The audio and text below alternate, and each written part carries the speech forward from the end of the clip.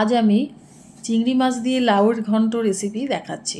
তো এখানে আমি 250 মতন চিংড়ি মাছ ভালো করে বেছে ধুয়ে রেখে নুন হলুদ মাখিয়ে রেখেছিলাম 8 ঘন্টার মতন।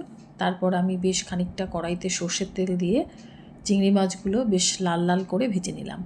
তারপর অবশিষ্ট যে তেলটা ছিল সেখানে আমি একটা গোটা শুকনো লঙ্কা, 2টো তেজপাতা এবং কিছুটা পরিমাণ সাদা জিরে ফোড়ন দিয়ে তারপর আমি একটা বড় গোটা লাউ কেটে রেখেছিলাম, খুব পাতলা করে কাটিনি, একটু মোটা মোটা করেই কেটেছিলাম, সেটা দিয়ে তারপর নাড়াচাড়া করলাম এবং কিছুক্ষণ নাড়াচাড়ার পর আমি পরিমাণ মতন লবণ দিয়ে দিলাম আর সামান্য পরিমাণ হলুদ দিলাম। খুব বেশি হলুদ দেব না, তাহলে লাউটা সেদ্ধ হবে না।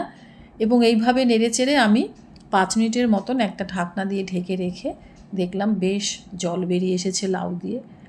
তারপর আমি কি করলাম, একটা ছোট বাটিতে আমি একটু জিরে, এই হাফ চামচের মতন জিরে আর একটু আদা আর 2টো কাঁচা লঙ্কা বেটে রেখেছিলাম, সেটা আমি লাউয়ের মধ্যে দিয়ে দিলাম।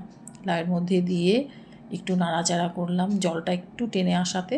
তারপর আমি চিংড়ি মাছগুলো যেগুলো ভেজে রেখেছিলাম সেগুলো দিয়ে দিলাম। তারপর আমি একটু নাড়াচাড়া করে চিংড়ি মাছগুলো লাউয়ের সাথে ভালো করে মিশিয়ে দিলাম। এরপর আমি 2টো কাঁচা লঙ্কা দিয়ে দিলাম লাউয়ের মধ্যে, দিয়ে তারপর আমি সামান্য পরিমাণ চিনি দিলাম। চিনি দিয়ে আবার একটু নেড়ে চেড়ে আমি ঢাকনাটা দিয়ে কিছুক্ষণের জন্য এই 10 মিনিটের মতন ঢেকে রাখলাম। তারপর খুলে দেখলাম লাউটা একেবারেই সেদ্ধ হয়ে গেছে, সুন্দরভাবে তেল বেরিয়ে এসেছে। এতে বুঝলাম যে আমার মোটামুটি রান্নাটা কমপ্লিট হয়ে এসেছে।